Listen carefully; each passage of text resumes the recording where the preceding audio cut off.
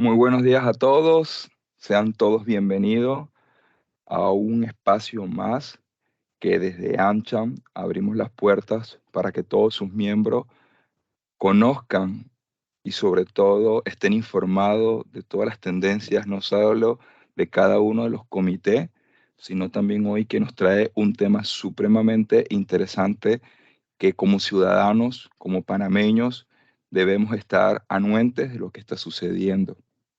Y hoy tenemos una charla muy interesante, la cual un gran amigo de la casa nos estará hablando un poco sobre las implicaciones diplomáticas y comerciales para Panamá en el acuerdo de semiconductores con Estados Unidos. Antes de iniciar, también agradecerle a los miembros Platinum Leadership, que como es Panamá, Johnson Johnson, Tigo Business, Chevron, KPMG, Panamá Canal y los miembros Gold también, como Banco Lafice, B y el Global Banks. Decirles nuevamente que este es un espacio para ustedes y que cada día es una nueva oportunidad para aprender algo distinto. Quiero introducir a Franklin. Franklin lidera la sección comercial de la Embajada de Panamá en los Estados Unidos, desde donde se impulsó la visión de Panamá como un posible jugador en la industria de semiconductores, lo que ha dado como resultado lo que ya todos hemos visto en noticias y que hoy él nos hablará un poco más al respecto. Franklin cuenta con una amplia experiencia internacional y a lo largo de varios años ha colaborado muy cerca con AmCham desde Washington. Es un amigo de la casa. Es miembro de la comunidad de Global Shaper y cuenta con una maestría en política pública internacional de la Escuela de Estudios Internacionales Avanzados de la Universidad de Johns Hopkins. Franklin, gracias por aceptar la invitación y el auditorio es todo tuyo. Muchas gracias, Giovanni. Muchas gracias por la oportunidad y por esta invitación. Como tú bien mencionas, a lo largo de los años, pues hemos tenido una comunicación muy cercana con AmCham y creo que eso es algo que debemos continuar, ¿no? Pues entonces, nada, agradecerles la invitación.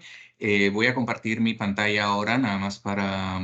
me confirmas, por favor, cuando puedan ver la presentación y entonces podemos dar inicio a este Ya la espacio. podemos ver, Franklin. Adelante. Muy bien. Como decía, un privilegio estar aquí con ustedes hoy y poder compartir un poco más sobre las implicaciones diplomáticas y comerciales del acuerdo que se anunció hace unos días. Mi objetivo hoy es brindar más información a ustedes, al sector privado, sobre los recientes anuncios relacionados a la colaboración de Estados Unidos y Panamá en materia de semiconductores. Si cumplo con mi objetivo, eh, ustedes se llevarán algunas ideas principales de esta presentación. Primero, a muy alto nivel entenderán qué es un semiconductor, su importancia geopolítica.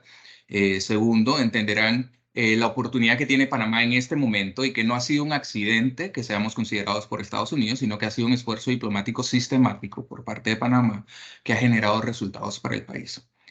También comprenderán el tipo de inversión que estamos hablando y las implicaciones para el país. Y finalmente sabrán que lo que tenemos aquí realmente es una oportunidad que no es lo mismo que haber llegado a la meta, por así decirlo. Entonces nos va a tocar a todos aquí, eh, a todos los panameños, y no solo en territorio nacional, sino panameños incluso aquí en Estados Unidos, contribuir para ver que esto se haga realidad. Entonces, para empezar, déjenme contarles un poco o darles un poco de contexto e información básica para que todos hablemos el mismo idioma. Comenzando explicando qué es un semiconductor. Un semiconductor también puede ser llamado chip o circuito integrado, así es que voy a utilizar esa terminología a lo largo de la presentación. Y se puede decir que el chip, muy básicamente, es el cerebro de toda electrónica moderna. Para entender realmente lo que es un chip, hay que entender primero lo que es un transistor.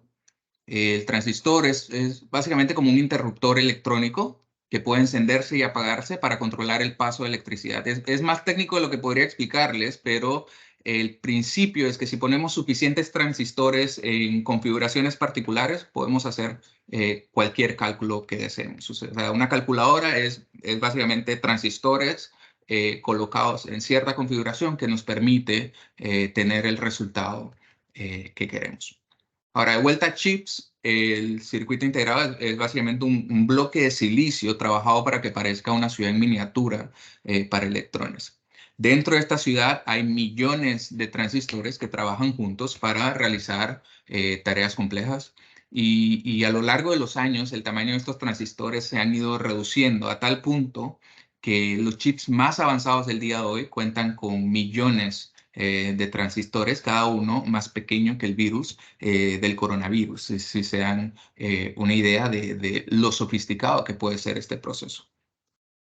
Es importante también entonces entender que hay diferentes tipos de chips y cada uno tiene un modelo de negocios distinto. Están los chips lógicos, como los que hay en celulares, computadoras, que sirven para procesamiento de información. Están los chips de memoria, que sirven para almacenar datos temporalmente, como la memoria RAM que escuchamos muchas veces en las computadoras, o como las memorias físicas, flash o los USBs que conocemos. Eso es un chip de memoria.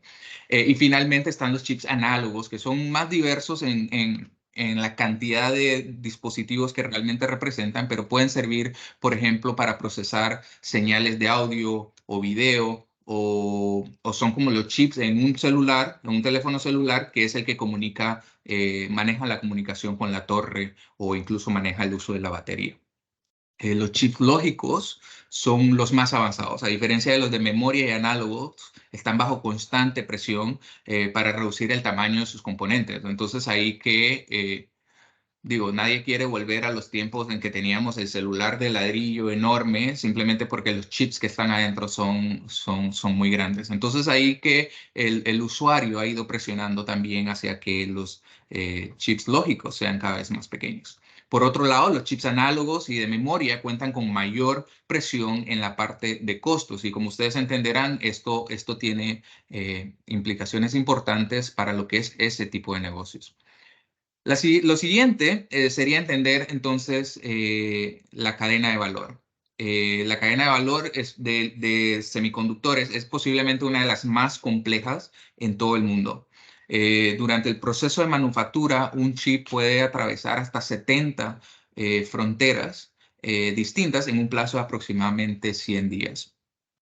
Para hacernos una idea, una sola empresa de chips en Estados Unidos puede tener más de 16.000 proveedores en todo el mundo y 8.500 de esos definitivamente están fuera de los Estados Unidos.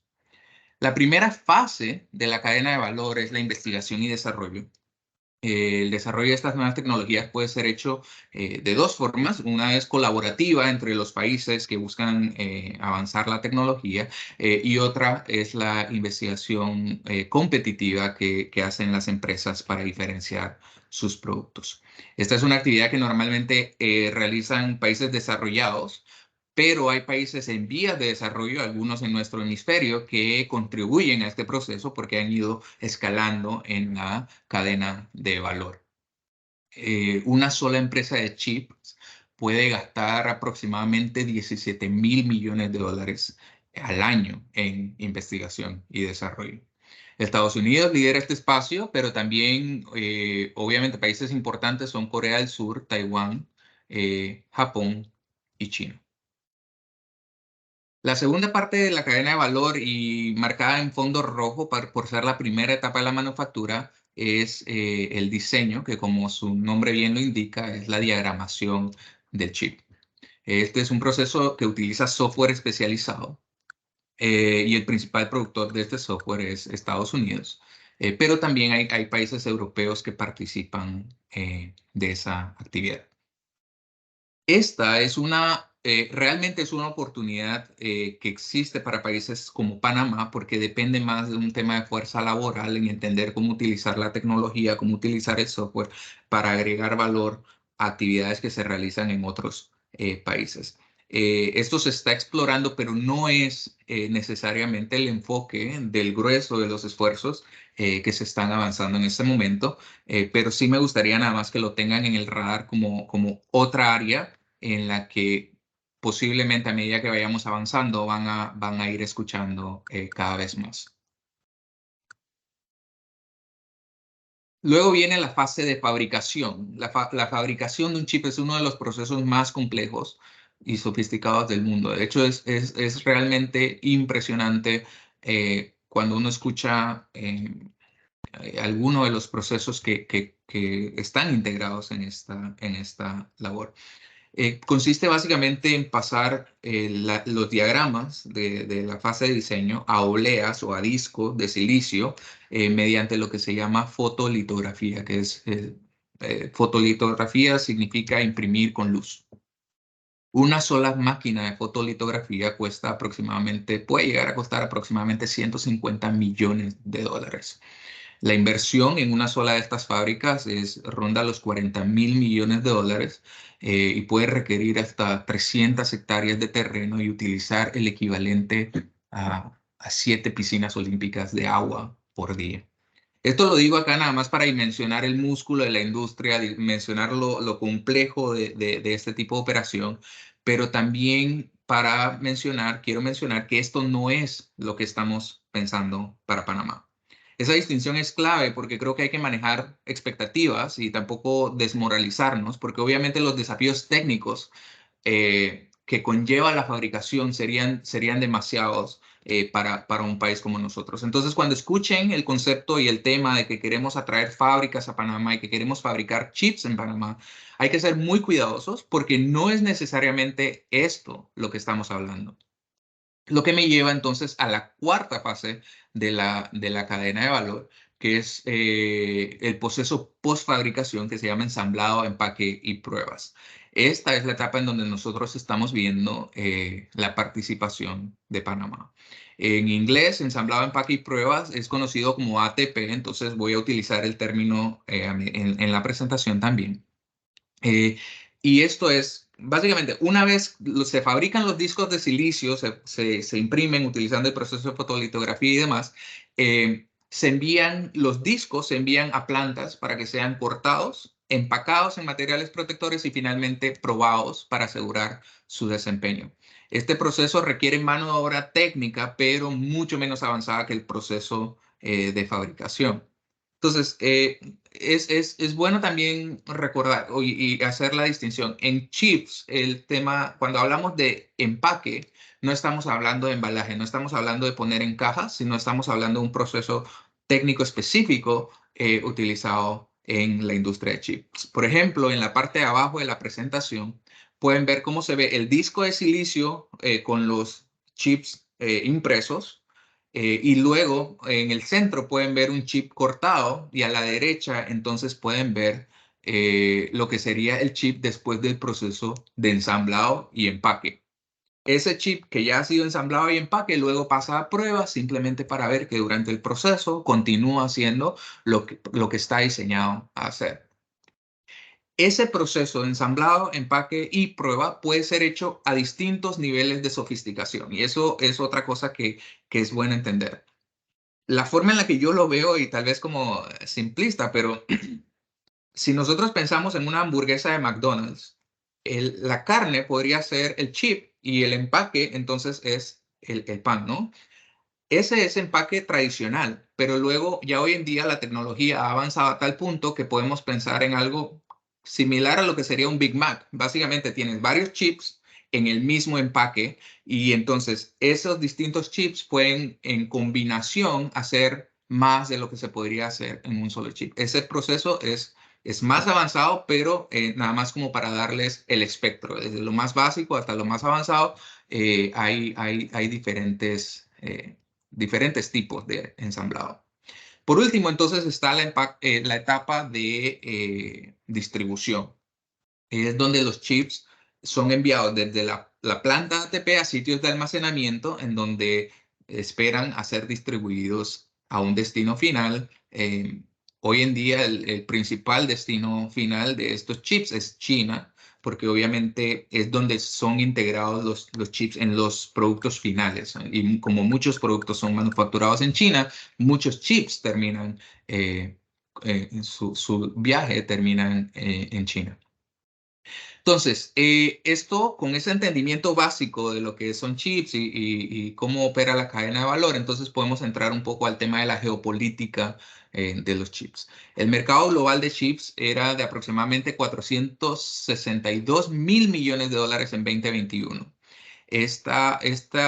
Los dispositivos, las tecnologías más avanzadas hoy en día, pues dependen de formas importantes de los chips y por eso se han convertido en uno de los escenarios principales de competencia entre grandes potencias, en competencia tecnológica.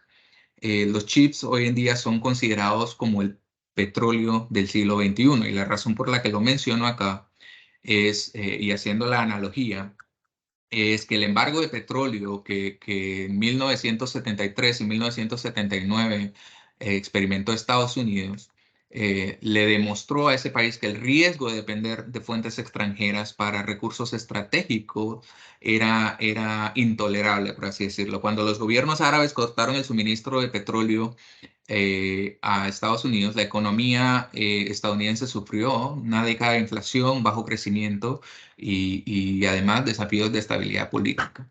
Hoy en día, esa misma lógica puede ser aplicada a chips y a la dependencia de fuentes extranjeras o fuentes extrahemisféricas, llamémosle así, de chips. Una tecnología muy sensitiva, y un dato más con relación al tema de petróleo es, países como China hoy en día gastan más dinero en chips que en petróleo. Entonces, para que se den cuenta cómo el valor que tiene esta tecnología. Una tecnología sensitiva de hoy en día es la inteligencia artificial y en la inteligencia artificial existe lo que se llama la triada de inteligencia artificial. ¿Qué es la triada? Básicamente se necesitan tres cosas para hacer una potencia en inteligencia artificial. Se necesitan los datos, se necesitan los algoritmos y luego se necesita el poder computacional. Hoy por hoy, China cuenta con los datos y cuenta con los algoritmos y anunció en el pasado 150 mil millones de dólares como inversión para apropiarse de tecnologías como las de semiconductores para también tener acceso al poder de computación. Entonces, el poder de computación es el diferenciador en este momento, quizás con los Estados Unidos.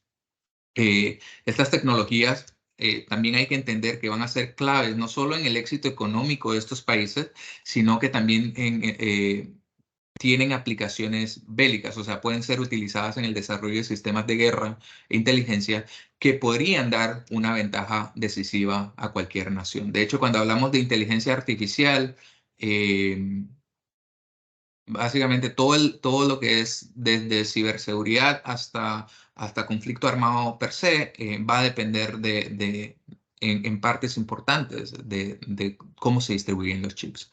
En esta gráfica que ven, en esta diapositiva que están viendo, ven los principales países que juegan un rol en cada una de las etapas de la cadena de valor. Si notan, hay una concentración importante de la cadena de valor en Asia.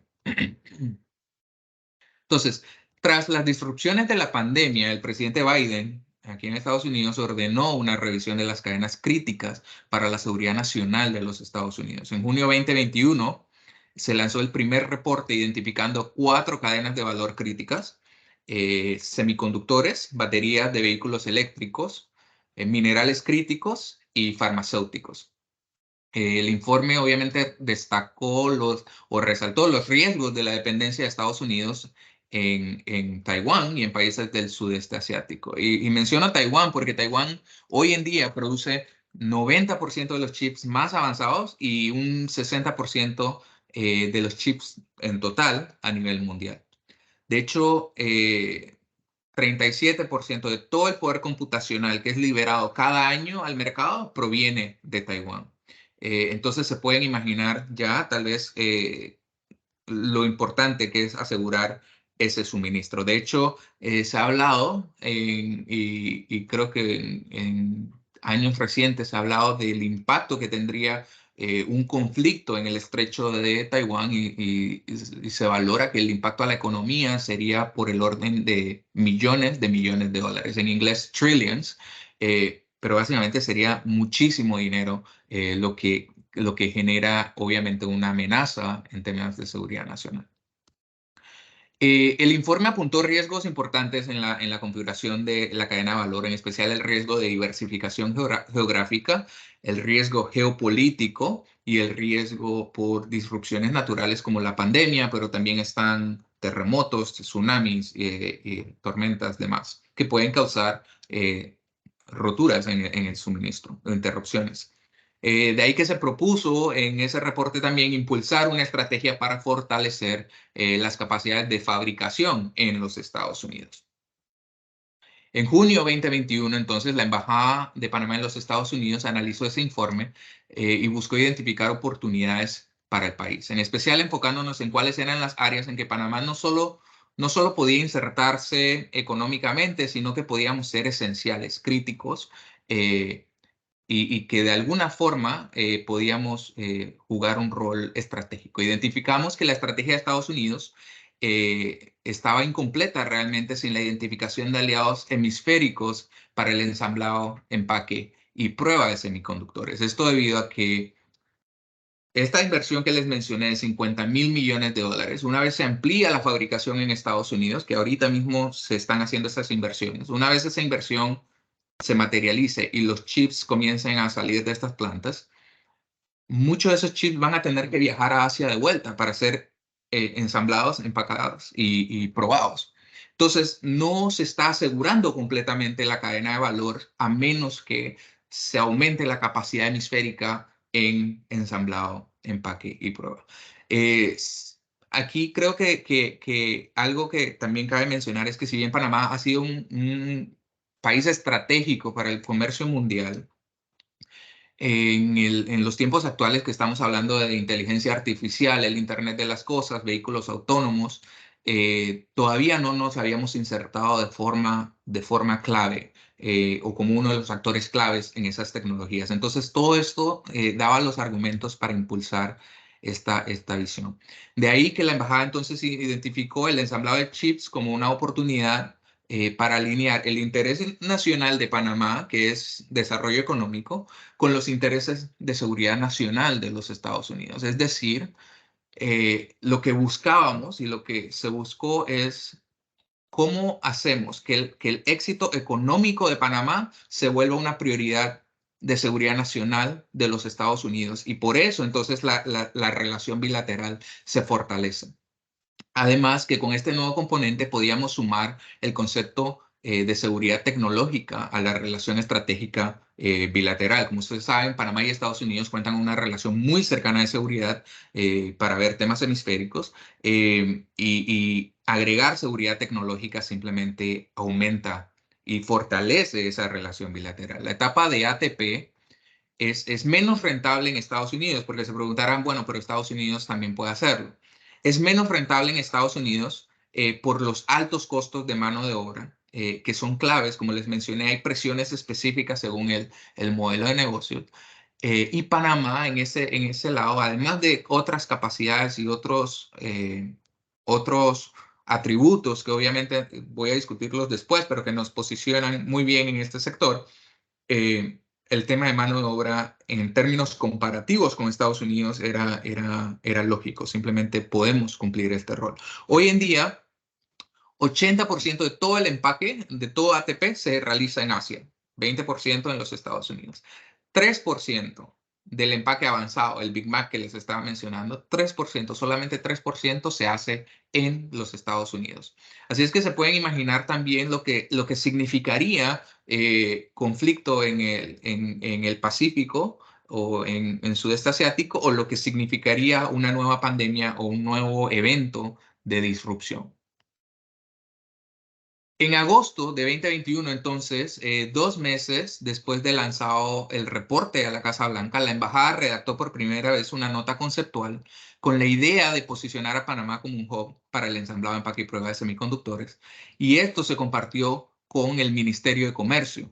La visión en ese momento fue respaldada y creo que obviamente mucho de esta iniciativa se debe a ese respaldo. Fue respaldada por el ministro en su momento ministro Ramón Martínez, que hoy es embajador, eh, y apoyada obviamente por la Cancillería, de forma que en noviembre 2021, en misión oficial del ministro Martínez a los Estados Unidos, se presentó por primera vez la idea de Panamá como un hub para ensamblado, empaque y prueba en una reunión de alto nivel con el Departamento de Estado.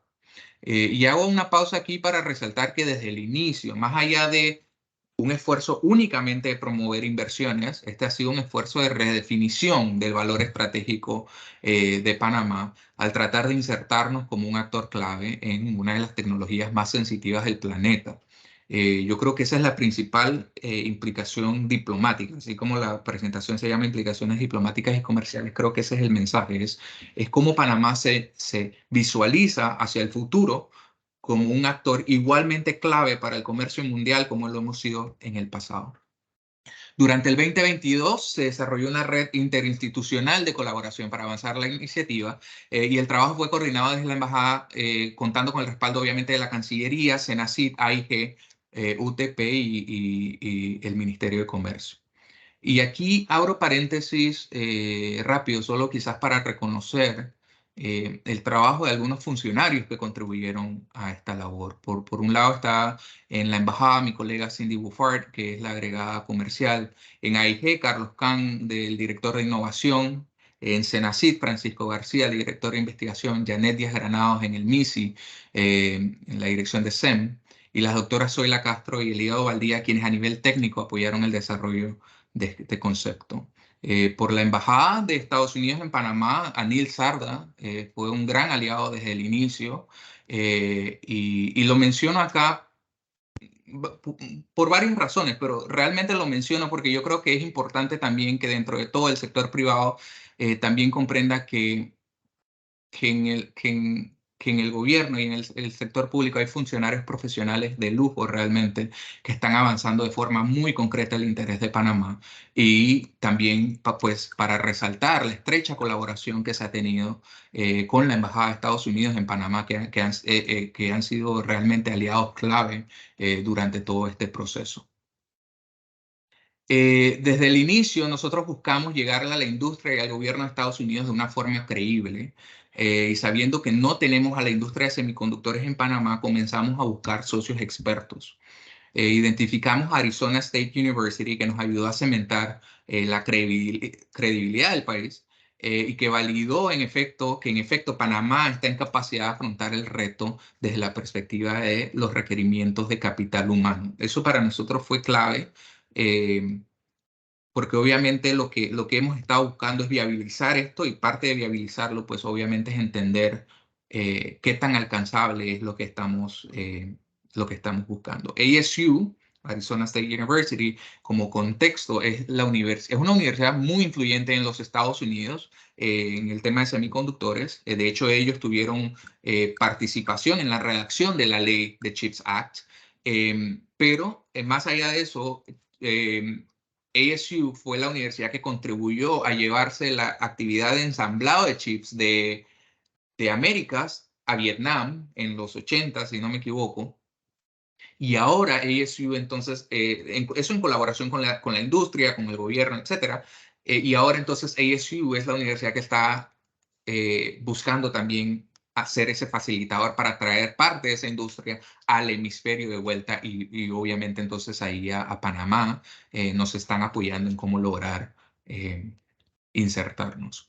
También importante destacar que Arizona, como estado, es un estado en donde están las principales fábricas o las fábricas de alguna de las fab de 40 mil millones de dólares de alguna de las empresas más grandes del mundo. Y eso obviamente también les da un acceso muy importante a feedback de la industria. Entonces, en agosto de 2022, el Congreso de los Estados Unidos aprobó lo que les había mencionado, la ley de Chips and Science Act. Esta es una ley que destina más de 50 mil millones de dólares a expandir fabricación en Estados Unidos y asignó 500 millones de dólares al Departamento de Estado para que fueran distribuidos en un periodo de 5 años a países que pudieran complementar la estrategia estadounidense. la embajada en ese momento y ahora con el embajador Ramón Martínez aquí en Washington, de la mano con el ministro de Comercio Federico Alfaro, que desde el inicio de hecho apoyó el esfuerzo, continuó entonces haciendo el trabajo de influencia con el Departamento de Estado y con el Departamento de Comercio para presentar a Panamá como una alternativa creíble. Todo esto dio como resultado lo que ya entonces ustedes vieron como noticia, que fue la visita de la secretaria Gina Raimondo a Panamá y al mismo tiempo el anuncio de colaboración entre Panamá y Estados Unidos. Eh, este realmente es un gran logro diplomático, toda vez que somos el único país considerado, son muy pocos países los que han sido considerados y somos el único que no tiene la industria de semiconductores ya en el territorio.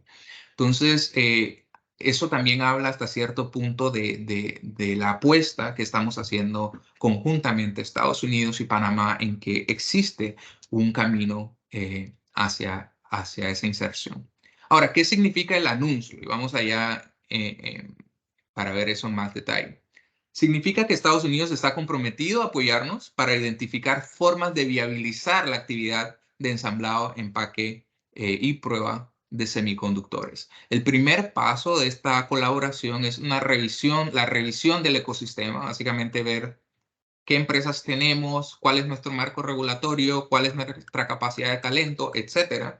Y con esa información, entonces, Estados Unidos definirá cómo se continuará invirtiendo fondos de CHIPS Act para elevar las capacidades de Panamá para hacernos más atractivos a la industria. Han habido muchos comentarios, información sobre el anuncio, pero sí me gustaría también hablar aquí un poco sobre lo que no es.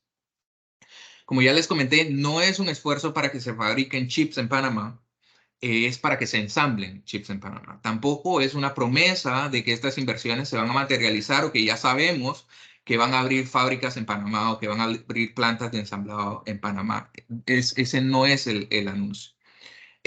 Nos va a tocar a todos los que vivimos en Panamá y alinearnos y asegurar que todos los sectores ven esto como lo que es básicamente una oportunidad que no podemos desperdiciar. Eh, y por qué digo que es una oportunidad que no podemos desperdiciar? Esta ventana, esta industria y esta ventana de mover a la industria de Asia hacia el hemisferio se ha abierto por un fenómeno, o sea, la pandemia, que fue un fenómeno de una vez en un siglo, que posiblemente no veremos ojalá no veamos otro fenómeno de igual impacto en un futuro cercano. Eh, que de alguna forma impulse a la industria y a los gobiernos a tomar acción en este tema. Entonces, si no nos montamos como país en una industria avanzada ahora, es posible que perdamos la oportunidad de insertarnos en este tipo de industrias sensitivas para el planeta a futuro.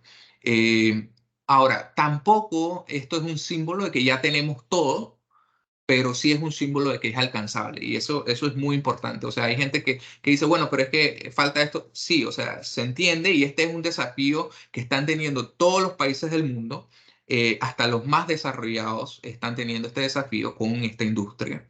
De hecho, en semanas recientes ha habido mucho debate en Estados Unidos por el tema de escasez de fuerza laboral para plantas de fabricación que han sido anunciadas en algunos estados. Creo que lo que hay que entender es que los países que han entrado en esta industria, y eso yo se lo repito a quien me quiera escuchar, pero los países que han entrado en esta industria lo han hecho porque han tomado la decisión, no porque estaban listos, sino porque estratégicamente han decidido que nosotros o como país vamos a ingresar y vamos a hacer lo posible para insertarnos en esa industria. De hecho, me comentaba hace unos días nuestro enlace en Arizona State University, que estaban haciendo una revisión de cómo la inversión había sucedido en Asia para ver cómo podía suceder también en América. Y lo que me decía era, ellos esperaban que era un tema que iban a ver algo progresivo, evolutivo, y no, realmente este cambio se dio en cuestión de muy pocos años. La industria entró en Asia y desarrolló. Entonces creo que esa es la mentalidad que también tenemos que tener nosotros como país en el decir, no es que está todo, pero sí es posible. Entonces, veamos ahora la dimensión de lo que estamos hablando. Dimensiones de la operación, de una operación de ensamblado, empaque y prueba, entendiendo que nuestra aspiración es atraer ese tipo de inversión a Panamá. Una sola planta de ATP, la inversión puede rondar entre 300 y 600 millones de dólares. Una sola planta puede llegar a contratar hasta 3.000 personas. Y esos son trabajos en su mayoría técnicos, pero que pueden ser preparados en periodos relativamente cortos, que son pagados también a un estándar superior de lo normal, que en Panamá quizás algo que podríamos tener como referencia es como decir que son trabajos pagados al estándar del Canal de Panamá. O sea, son trabajos muy bien pagados para personal técnico que se puede formar en plazos razonables. No todos los empleos de este tipo de operación requieren títulos universitarios y muchos pueden ser generados a través de formación técnica. Y ahí es donde la alianza y la conversación que nosotros estamos teniendo con Arizona State University entra, pero también obviamente con el compromiso que hemos tenido por parte de la UTP y de Senacid, de los otros articuladores en el tema de talento en Panamá.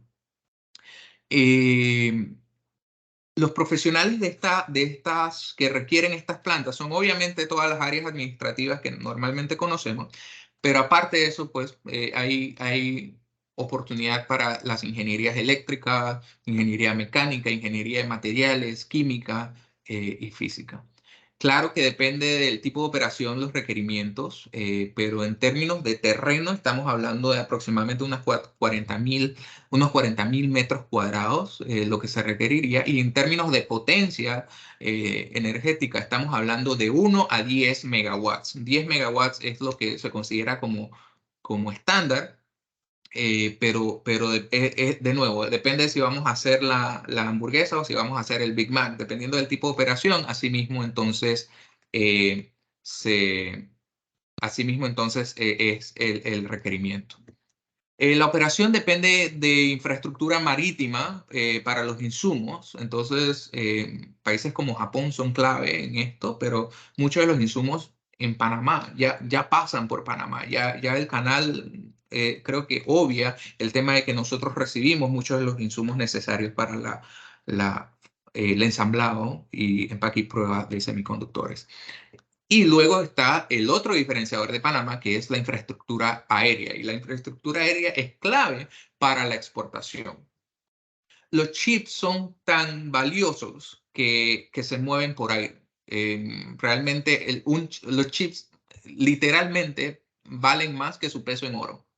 Entonces, toda esta movilización por vía aérea en un sistema logístico como el Panamá eh, ayuda a visualizar esto como un posible hub, como un país que nosotros no, porque al final del día hay otros países en la región que hacen chips. Sabemos que, o ensamblan chips. Sabemos que Costa Rica es uno, sabemos que México es otro, pero donde nosotros nos diferenciamos es que solo Panamá tiene la infraestructura hoy para ser un hub regional y un hub global realmente para la industria. Y esa es la visión que quizás a la que debemos ir apuntando. Entonces, ¿cuáles son las implicaciones comerciales? La industria de ensamblado de chips hoy en día es de 31.000 millones de dólares. Se espera que crezca a aproximadamente unos 46.000 millones hacia 2028.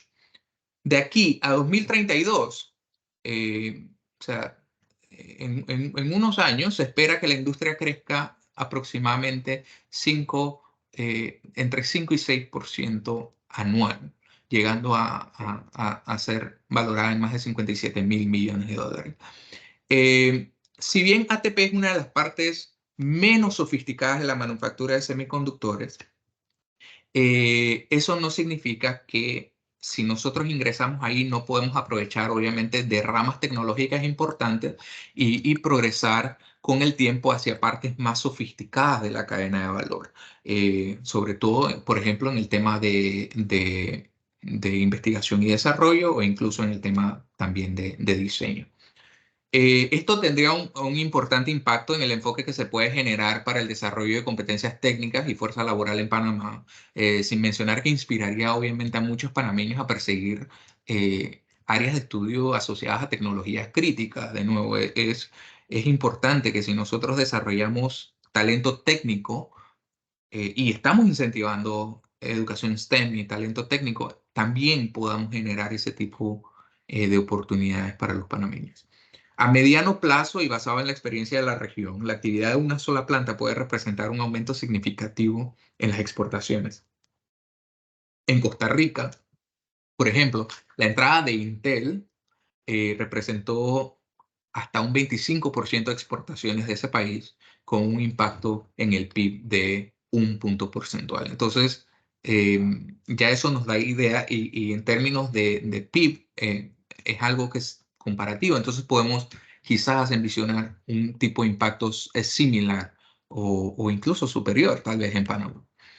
La industria también tiene un impacto importante en la economía local. Los principales servicios que requiere de la economía local son energía, mantenimiento, servicios legales y otros servicios administrativos. Obviamente, una vez tienes una de estas empresas operando, hay estándares que comienzan a afectar, obviamente, los estándares de sus suplidores y de alguna forma eso ayuda a elevar las capacidades del país. Aquí lo que hay que destacar también es que lo más importante no va a ser la planta ATP, y esto sino va a ser atraer el ecosistema de semiconductores. Una vez nos insertemos en la industria, realmente el potencial de cómo desarrollar las capacidades es ilimitado. Esta industria ya contribuye de forma importante a otros países. Quizás algún día podría contribuir de forma similar a Panamá si logramos dar este primer paso. En 2017, los chips representaban 15% de las exportaciones de Corea del Sur, 17% de las exportaciones en Singapur, 19% de Malasia, 21% de Filipinas y 36% de Taiwán. En Singapur, y de nuevo, son números que es impresionante, la verdad. En Singapur, la industria de semiconductores representa un 7% del PIB. Estamos hablando de una economía que es 6 veces el tamaño de Panamá. eh, y solo esta industria y lo que sucede alrededor de esta industria representa un 7% del Producto Interno Bruto. Entonces, eso obviamente es algo que no va a suceder en un año, no va a suceder en 5 años, es un tema a largo plazo, pero el desafío es dar el primer paso, que es el paso que estamos buscando dar en este momento. Concluyo entonces con algunas observaciones sobre dónde estamos y lo que se necesita. Primero, reiterar que el anuncio de semiconductores es una ventana de oportunidad que nos corresponde a todos en Panamá realmente impulsar en la misma dirección, haciendo un esfuerzo país, no partidista, para promover el progreso económico, a la vez que de alguna forma redefinimos el valor estratégico de Panamá. Redefinimos el valor estratégico al finalmente insertarnos en una tecnología que es crítica hoy y va a ser crítica a medida que avanzamos. Recordar que ningún país está preparado para dar este paso y todos estamos enfrentando desafíos en el hemisferio occidental, desde Estados Unidos hacia abajo. Una frase que también en su momento yo he compartido con algunas personas es: no hay cantidad de piñas que nosotros exportemos que un día vamos a amanecer exportando semiconductores. No, no, ese proceso evolutivo no va a suceder. Es una decisión estratégica que tenemos que tomar como país y que ya se está tomando. Los desafíos son importantes.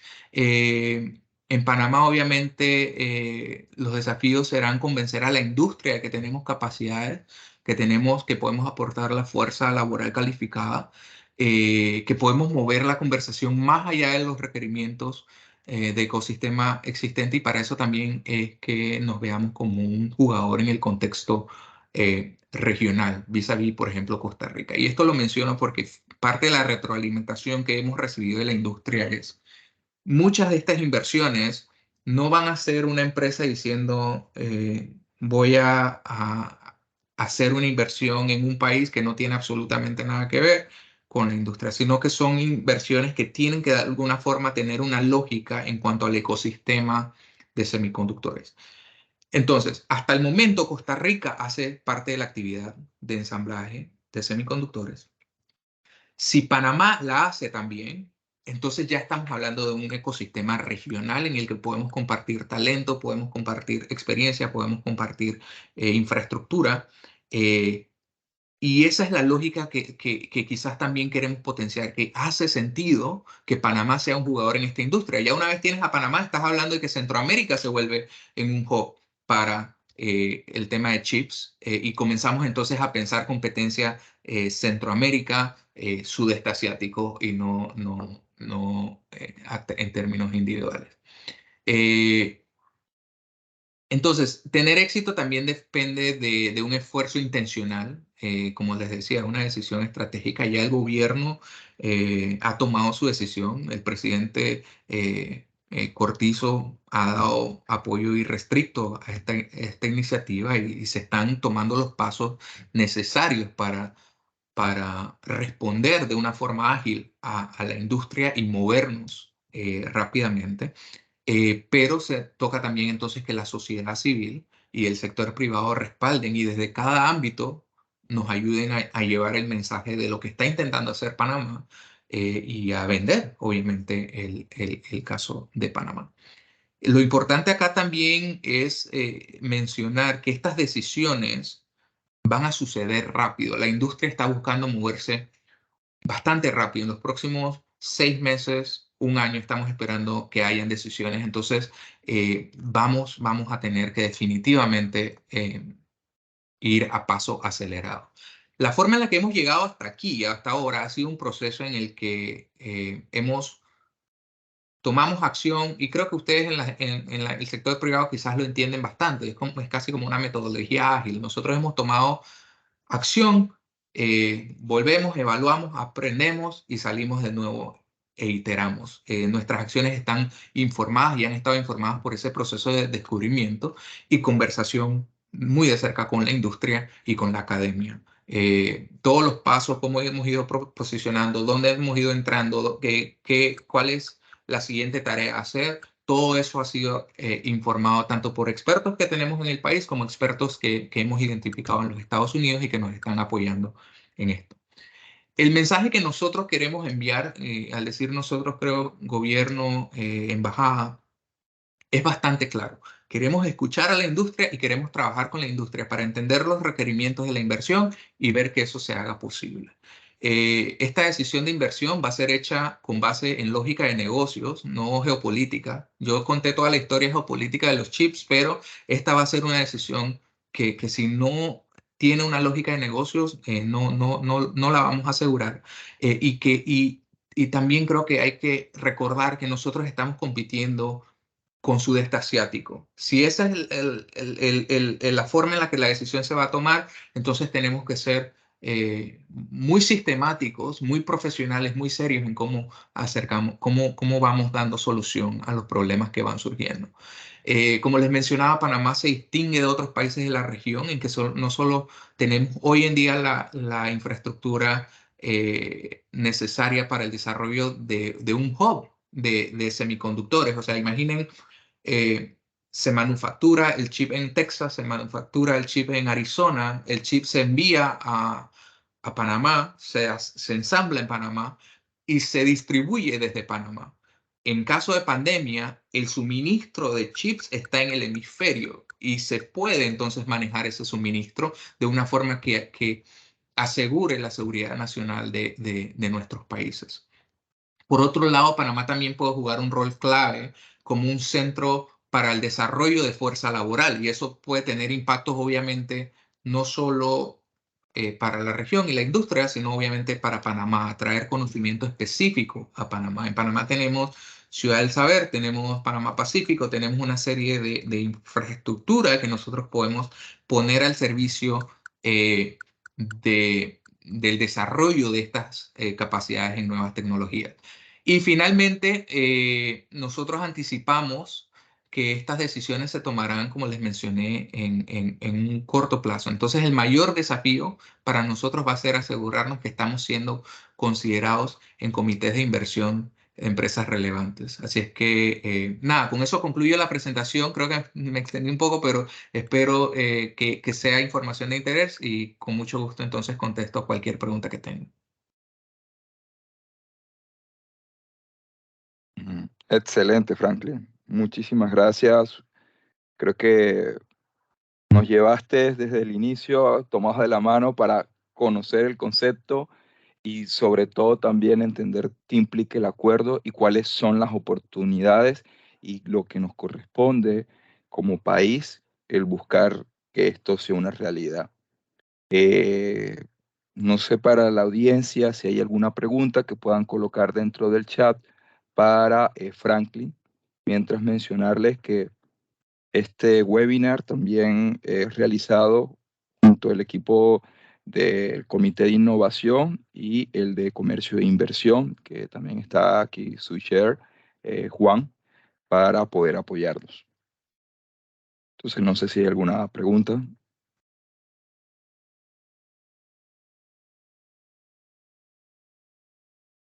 Matsin, gracias Matsin por hacer parte.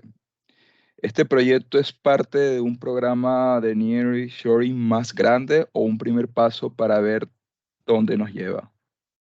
El proyecto se o sea, toda esta iniciativa partió de los esfuerzos del tema de nearshoring de Panamá. Cuando salió la ley EMA, la embajada estaba pensando en el tema de cómo insertarnos de forma estratégica y lo que identificamos fue esta oportunidad. El feedback que nosotros hemos recibido de centros de pensamiento en Estados Unidos es sobre el tema de nearshoring. Hay un desafío importante en el tema de nearshoring, porque obviamente estamos compitiendo contra Asia, es lógica de negocios bastante particular. Y lo que nos han dicho es, hace falta identificar el país, la industria y el interés estratégico de los Estados Unidos, que es realmente el que está impulsando a que la industria se mueva. Si Estados Unidos no presiona, eso no va a suceder. Entonces, lo que nosotros hemos definido es, el país es Panamá, la industria es semiconductores y el interés está claro.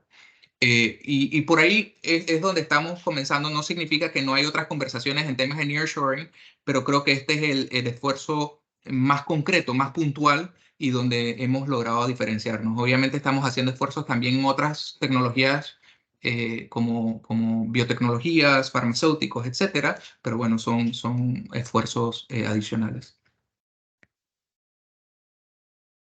Bueno, una vez sale una pregunta, vienen muchas. Así Sí. que agradecerles a todos. Federico, siempre bienvenido. Una consulta nos dice, en términos de infraestructura, ¿cuáles son los gaps o las prioridades para llegar a las condiciones necesarias?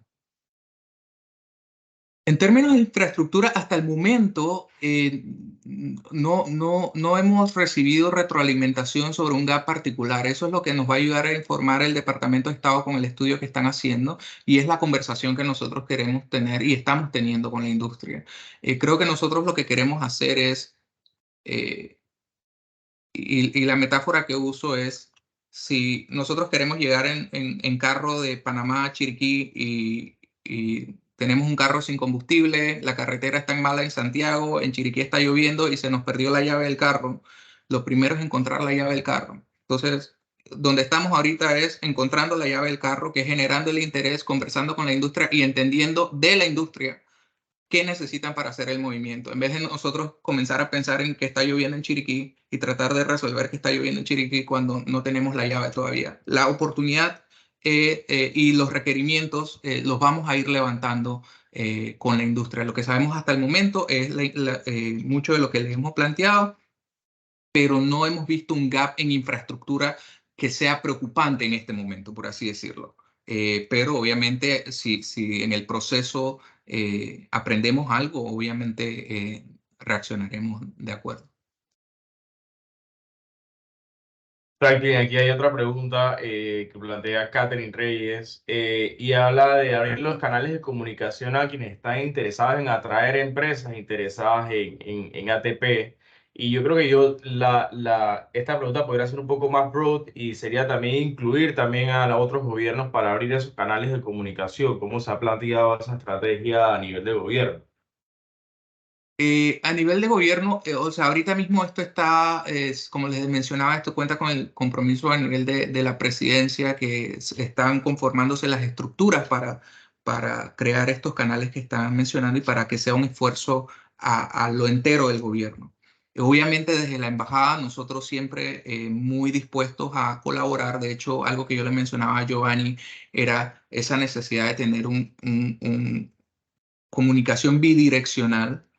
Si mañana, por ejemplo, una empresa me dice en Panamá, no sé, una empresa consultora en Panamá me dice, hey, yo quiero hacer un estudio, pero me hace falta entender los requerimientos energéticos de Panamá, de la industria. Nosotros estamos en capacidad de conseguir esa información, cuáles son los requerimientos, cómo sucede, y entonces damos la información al sector privado para que nos puedan ayudar a hacer el caso. Entonces, nada, yo diría que a través de AmCham y directo con la embajada por ahora, pero las estructuras se van a ir formando a nivel del gobierno nacional y a medida que vayamos avanzando eso se va a ir comunicando de forma adecuada, pero las puertas de la embajada siempre, siempre abiertas. Ok. Aquí hay otra pregunta que hace como Katiuska Hernández nos ha hecho. Hay dos preguntas acá. La primera es con una universidad de Arizona, ¿qué acuerdo hay para que se entrene a la mano de obra panameña? Es decir, los mayores gaps que actualmente enfrenta el mercado laboral panameño. Y el otro es, cuando dice industria, puede indicar qué empresas están en lista de conversación o se están haciendo todos los acercamientos necesarios para instalar este tema en Panamá. Estamos haciendo, ok, déjame contestar primero la segunda pregunta. Estamos haciendo los acercamientos con las empresas más importantes de la industria. No puedo compartirte, obviamente, los nombres porque muchas de estas empresas también son bastante celosas de cómo se maneja la información, pero sí estamos haciendo acercamiento a los principales jugadores en los Estados Unidos y estamos impulsando también para que se den acercamientos a algunas empresas que están basadas en Asia. Con relación al tema de fuerza laboral y los gaps, como les mencioné, clave para nosotros es la relación con Arizona State University, que nos va a estar ayudando a desarrollar capacidades. De hecho, en este momento ya hay una propuesta de fondos del Departamento de Estado que Arizona State University está haciendo el análisis de cómo pueden apoyarnos en esa cuestión. Aquí el mensaje yo creo que también es, y ha sido un mensaje en mis conversaciones con la UTP, es hay que ser realistas y responsables, ¿no? O sea, la UTP todos los años gradúa entre 4.000 y 5.000 profesionales en áreas afines a esta industria. Entonces, tenemos profesionales, hay que hacer un tema de actualización y un tema de cómo esos profesionales pueden tomar las oportunidades, pero creo que hay que ser muy responsable y no decir tampoco, bueno, ahora tenemos que formar personal para industria ATP cuando todavía no hemos llegado allá, ¿no? Creo que lo importante desde el punto de vista de formación es el énfasis que tenemos que seguir dándole a la formación STEM a nivel de escuelas, a nivel básico, el énfasis que hay que dar a pilotos del sector privado en temas de educación que puedan ser escalados a temas de políticas públicas. Y el tema de entender que este problema, y todos los que son empresarios, ustedes saben, es más fácil apuntar el problema que a la solución. Implementar la solución es desafiante. Entonces, lo que se necesita ahorita es mucha creatividad, mucho trabajo conjunto para identificar soluciones a este tema de formación de talento en STEM, que creo que afecta a muchos sectores de la economía. Pero ¿cómo se escala? ¿Cómo se escala? ¿Quién lo financia? ¿Cómo lo hacemos? O sea, al final del día no se puede decir nada más necesitamos entrenar a todo el mundo si no sabemos de dónde salen los fondos y demás. Pero ya les digo, es un proceso. Hasta ahora la conversación ha sido con UTP, ha sido con ASU y estamos impulsando ese análisis de gaps. Estamos comenzando, de hecho, la UTP está comenzando por formar a profesores de UTP en estas tecnologías para entonces que los profesores también puedan a su vez ayudar a, a transmitir ese conocimiento. Creo que con eso. Franklin, ¿nos puedes regalar 5 minutos más? No hay Sí, ningún sí, problema claro. porque la idea es responder todas las preguntas que Claro, claro, están con gusto. dejando en el chat. Entonces, sí, adelante, Juan. Bueno, hay muchas que tratan del tema de la capacitación al recurso humano. Entendería ahí, como bien lo has indicado, que la UTP va a jugar un papel muy importante junto con la Universidad de Arizona. Eh, en términos de infraestructura, ¿cuáles son las prioridades para llegar a las condiciones necesarias? Pregunta bastante interesante. De nuevo, y disculpen si no es la respuesta ideal, pero yo creo que lo que nosotros estamos tratando de hacer es hablando con la industria y que sea la industria la que nos dice lo que tenemos que hacer. O sea, nosotros ahorita partir y decir estos cambios tienen que suceder sin que la industria nos haya indicado que realmente ese es el cambio. Puede ser que entremos y vayamos corriendo en una dirección que después resulta no era la dirección adecuada. Desde el punto de vista de infraestructura, nosotros lo que nos estamos valiendo ahorita es, tenemos una infraestructura aérea robusta que nos ayuda a jugar el rol que queremos jugar. Tenemos áreas económicas especiales que tienen el acceso a las capacidades de infraestructura. Muchas veces las empresas, o sea, nosotros hemos hecho esa consulta a través de los técnicos de Arizona State University y lo que nos dicen es, estas empresas no llegan a meterse en un edificio de alguien. Estas empresas cuando toman la decisión, ellos crean todo desde el cero, es la tierra y ellos construyen completamente toda su equipación. Entonces, esa no ha sido una preocupación clave. Obviamente, desde el punto de vista logístico, también hemos estado conversando con Georgia Tech, que ellos han estado manteniendo la visibilidad del tema logístico y nos han estado retroalimentando también. Pero, de nuevo, esta va a ser una conversación con la industria, que a medida que la industria nos diga esto es lo que nos falta, por ahí vamos. Obviamente, desde la perspectiva de nosotros, ideal sería llevar a la industria a Panamá, que vea, que conozca, que analice y entonces que nos diga, ok, ¿qué más necesitas? Pero bueno, esos son esfuerzos en progreso, que es lo que estamos, donde estamos ahorita, ¿no? Sí, hay una en particular también que nos mencionas, Cristina. Gracias, Cristina, por la pregunta y estar presente. ¿Puedes profundizar más sobre el posible rol de áreas como Ciudad del Saber y Panamá Pacífico en el desarrollo de esta industria? Sí, obviamente Panamá Pacífico puede tener un rol importante en posible ubicación de una actividad ATP. No digo que es el único lugar, pero definitivamente es un lugar que hace sentido. Eh, tienen el acceso a la infraestructura logística, tienen la cercanía a la infraestructura portuaria, pero hay otro rol que también estamos explorándolo, que es el tema, como les mencionaba, el rol que Panamá juega a nivel de fuerza laboral para la región. Países como Costa Rica necesitan más fuerza laboral en temas de semiconductores. Panamá la va a necesitar, otros países en la región puede que la necesiten. Estados Unidos, como les mencioné, también tiene un tema de fuerza laboral ahorita mismo. Entonces, ¿de qué forma Panamá y sitios como Ciudad del Saber, como Panamá Pacífico, podemos jugar un rol para decir, oye, esos profesionales que tú quieres formar para la industria de Arizona en Texas, ¿por qué no evaluamos también si se pueden formar en Panamá? Y a la vez que estamos formando estadounidenses que vienen a Panamá, se forman y vuelven a Estados Unidos, y hay una ventaja de costos, obviamente, de ese punto de vista, también hay una derrama por el lado de talento local. Eso con Estados Unidos. Con Panamá, obviamente, el rol que vemos es en la medida que nosotros generemos el interés de la industria, lo ideal es con alianzas como la de Arizona State University, pero puede ser también con otras alianzas que ya sea Panamá Pacífico o Ciudad del Saber avancen por su lado, estar listos para decir, el día que arranca la industria, ese mismo día nosotros podemos turn on the switch y comenzar a formar al talento inicial que se necesita. Obviamente estamos haciendo un trabajo previo para tener una base de talento fundamental, pero yo creo que ahí es donde quizás van a jugar rol. Obviamente no puedo decirle a Ciudad del Saber ni a Panamá Pacífico cómo correr sus operaciones, pero es lo que yo envisionaría. Sí, aquí Digo, y ahí va a agradecido. entrar mucho de la mano lo que tú comentas, que van a ser los mismos players en esto, que van a decir qué le falta, qué no le falta, y Así estos es. lugares van a tener que ver cómo pueden adaptar sus necesidades. adaptarse a sus necesidades, perdón. Y mira, creo que para nosotros, como lo hemos visto desde la embajada, es decir, yo puedo tomarle fotos a Panamá Pacífico, a Ciudad del Saber, básicamente presentar en los Estados Unidos y decir, aquí ya hay un centro donde tú puedes formar globalmente. Tenemos la infraestructura lista, que normalmente es lo más difícil en este tipo de cosas, como financias la infraestructura. Lo que necesitamos es a los socios.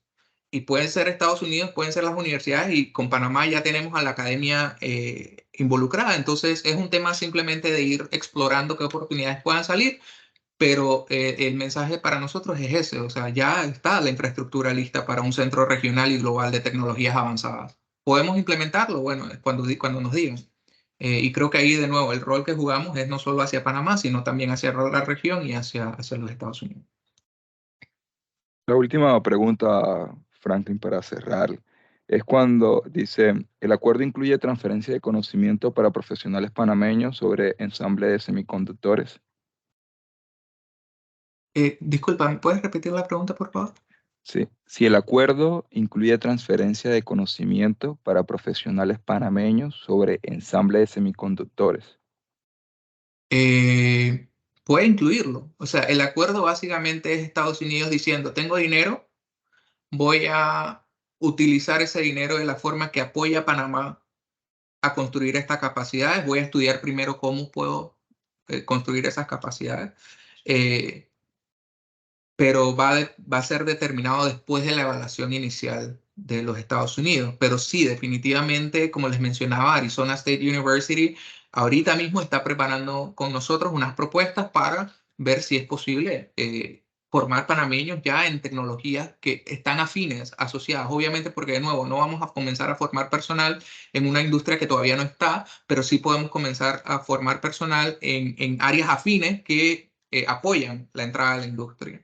Y nada más mencionar, veo aquí la última pregunta y nada más para no dejarla sin contestar, el tema de, mencionaste los costos laborales son los que más pesan, se me ocurre el costo de energía. Ahorita mismo lo que nosotros estamos haciendo es levantando los requerimientos técnicos por parte de las empresas.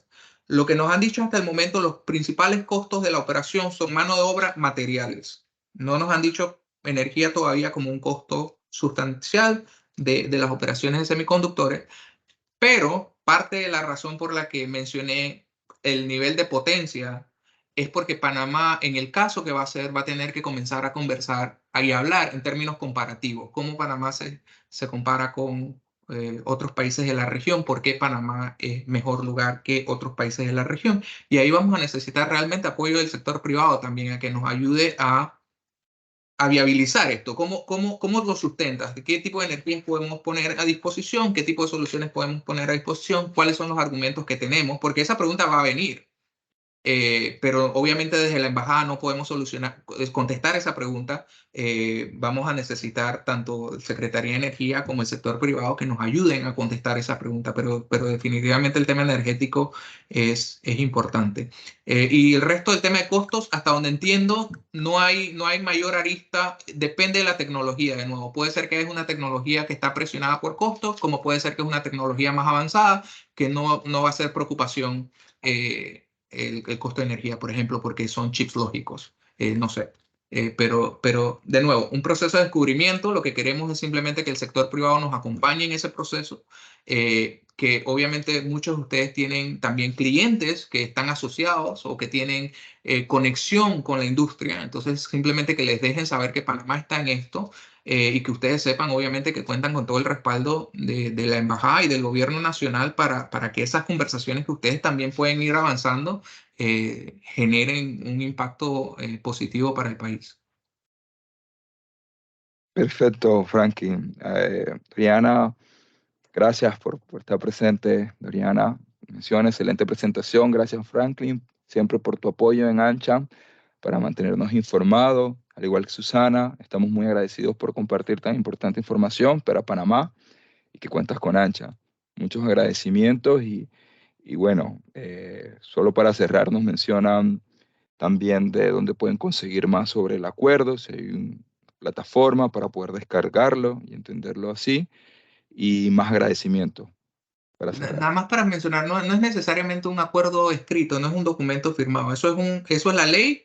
la ley le dio fondos al Departamento de Estado, el Departamento de Estado anunció la colaboración con Panamá, pero no van a encontrar un documento. Creo que lo que pueden ver es el comunicado del Departamento de Estado en la página web del Departamento de Estado. Y nada, de nuevo, a través de AmCham, con nosotros en la embajada, lo que necesiten, siempre disponibles para contestar cualquier pregunta. Nuevamente, gracias, Franklin, por el espacio, por aclararnos las distintas inquietudes. Y creo que como país tenemos un compromiso, el cual ahora, como tú decías, no hemos llegado a la meta, estamos trabajando para llegar a ella. Así No es, así sé, es. Juan, si unas palabras también para poder cerrar. Sí, igualmente muchas gracias Franklin. AmCham es tu casa y tienes las puertas abiertas, ya sé que en el Comité de Innovación como también acá en el Comité de Comercio e Inversión. Y sería bueno hacer una próxima, otro webinar en un tiempo, quizás a finalizar el año o a inicios del próximo año para ver cómo han avanzado estos temas aquí con, con los jugadores en locales, ¿no? Ojalá con mejores noticias para entonces. Así es. Muy bien, muchas gracias a todos, gracias por el espacio y aquí en la embajada siempre para servir. Muchísimas gracias a todos y no olviden conectarse a los distintos comités que tenemos en AmCham. Esto es para ustedes. Un feliz día.